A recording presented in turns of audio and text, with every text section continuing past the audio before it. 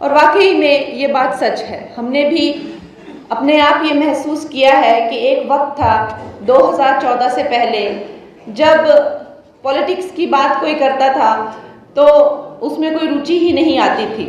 TV on करो तो घोटालों पे घोटाले, करप्शन पे करप्शन, टेरर अटैक पे टेरर अटैक, दंगों पे दंगे, चाहे कश्मीर में आज इसको मार दिया, आज उसको मार दिया। हम युवा लोग भी यही सोचते थे कि बड़े होकर इस देश को छोड़कर चले जाएंगे। इस तरह से मन में विचार आते थे और देश से छोड़ के जाना एक बहुत अच्छी बात मानी जाती थी कि यहाँ चले गए, वहाँ चले गए। और जो देश में रह जाते थे उनका ऐसा लगता था जैसे मानो इनका कोई भविष्य ही नहीं है।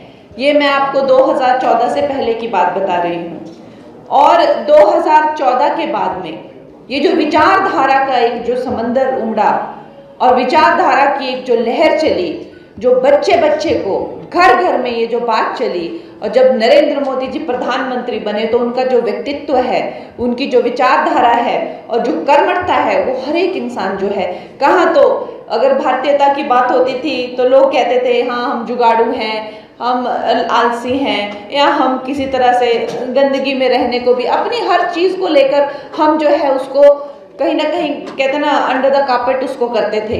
लेकिन पहली बार एक जो इंसान आए, जो सर्वांगीण विकासता जिसको कहते हैं, उसकी बारी बात हुई।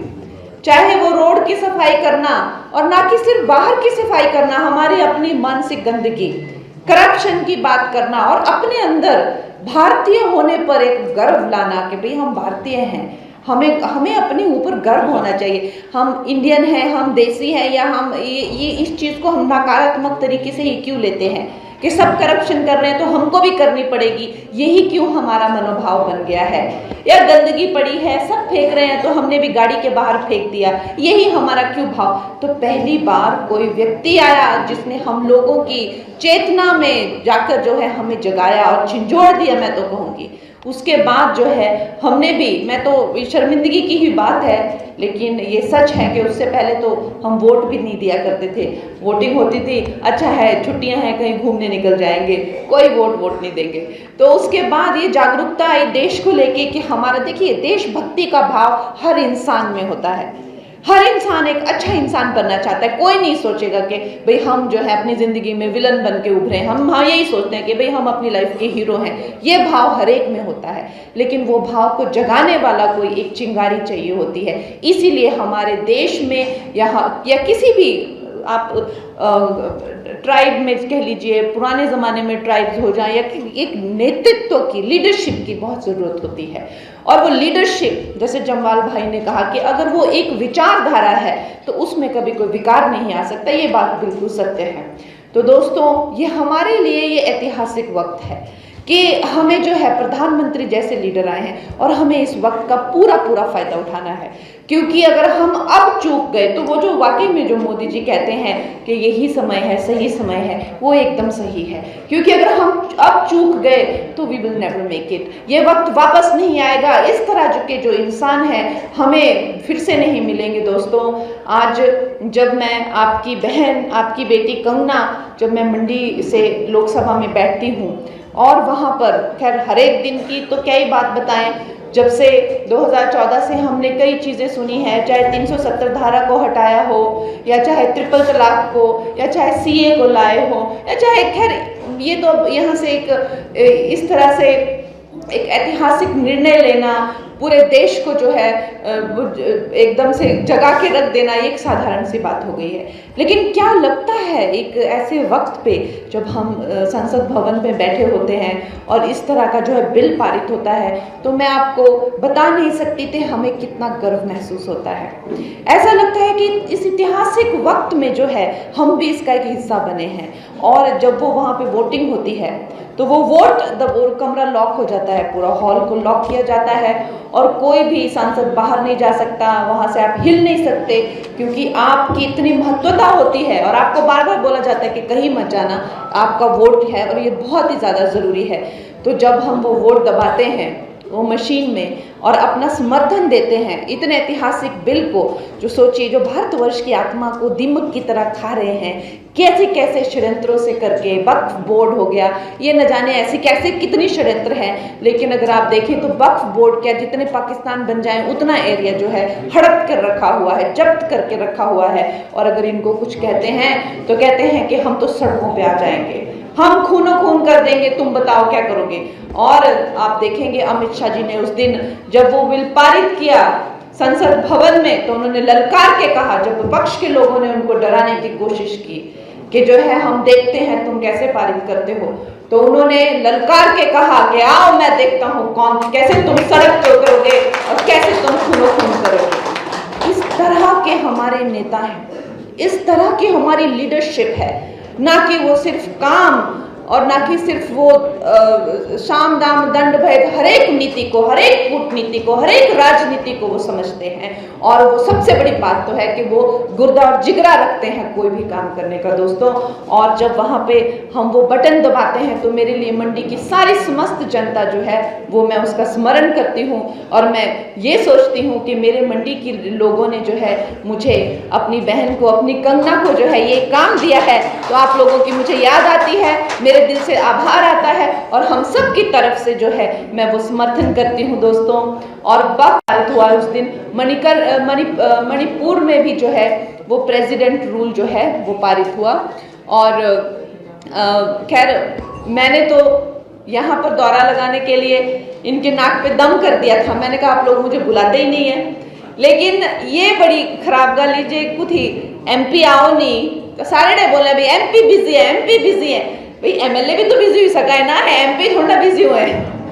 हर एक की व्यस्तता होती है, हर एक को कई तरह की जिम्मेदारियां होती हैं। तो खैर मैं तो कब से प्रोग्राम मांग रही थी, मुझे पता था मेरे कुछ 1-2 महीने व्यस्तता के थे, कुछ शूटिंग भी थी और कुछ मैंने कैफ़े खोला है उसका भी काम था, तो मैंने बड़े प्रोग्राम मांगे लेकिन मिले नहीं। और इनको जो है बड़ा मौका मिला, झटपट से रोज राजा बाबू रोज प्रेस बुला लेता है, नहीं तो इसका खाना नहीं आज मुंदाया। MP कुत्ती कहाँ चली गई MP, हमें MP दिख नहीं रही है।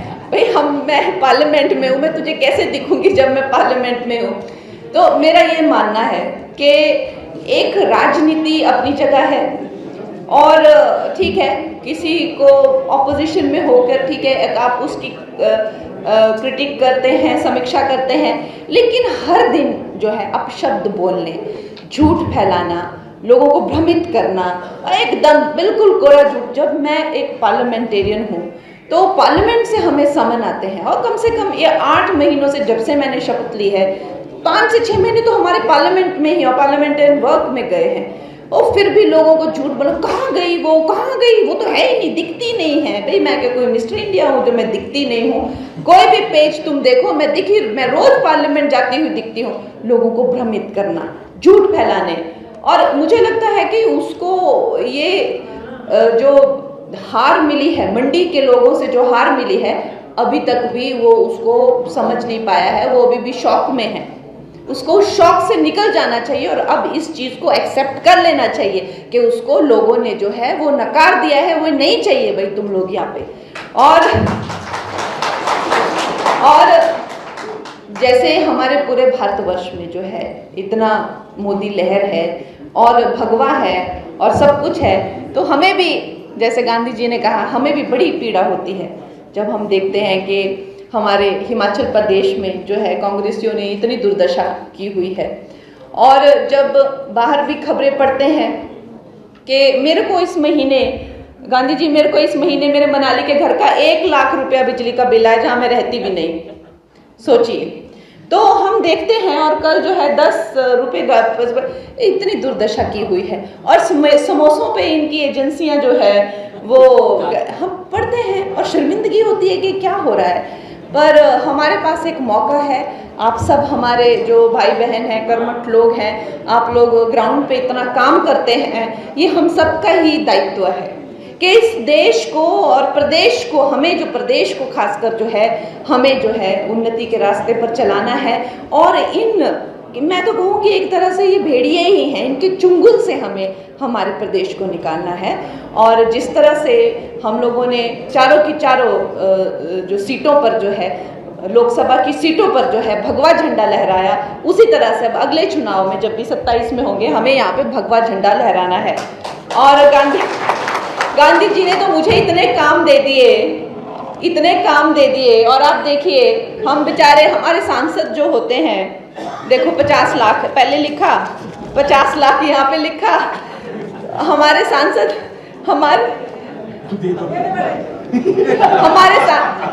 दीदी, हम तो कौन होते हैं, वो तो डीसी के पास हम तो सिर्फ आपके सेवक हैं, वो तो डीसी के पास आते हैं, वो डायरेक्टली आपको जाते हैं।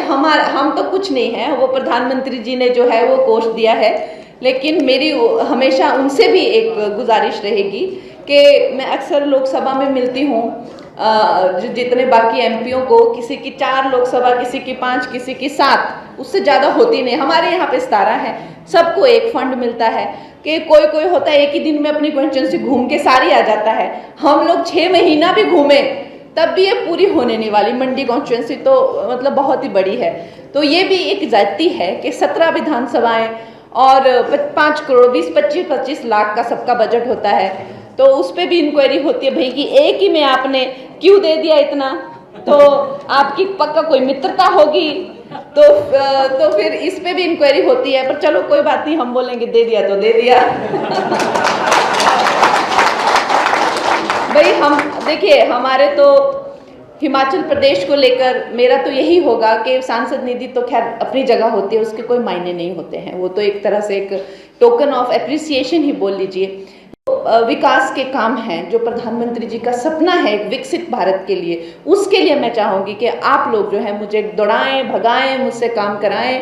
और गांधी जी से भी मेरा निवेदन रहेगा कि दिल्ली आएँ, चलते हैं मंत्रालयों के पास। ये एयरपोर्ट का मुद्दा मैंने वो काफ़ी उठाया है वहाँ पे, ये रेलवेज का मुद्दा मैंने जो है वहाँ पे उठाया। केंद्रीय विद्यालय, कल मैं जोगिंद्र नगर में थी, वहाँ भी उनकी मांग है, हमें केंद्रीय विद्यालयों की हमारे बच्चों के लिए बहुत ज़रूरत है। बाकी आपकी मांगे, ये काम करने के लिए मैं चाहूँगी कि आप मेरा इस्तेमाल करें और मुझे काम पे लगाएं। और बाकी आपका जो आपकी आदेश रहेगा मैं पूरा करूँगी। और आपको फिर से अपनी कंगना को आपने वोट दिया, इसके लिए बहुत बहुत आभार, धन्यवाद।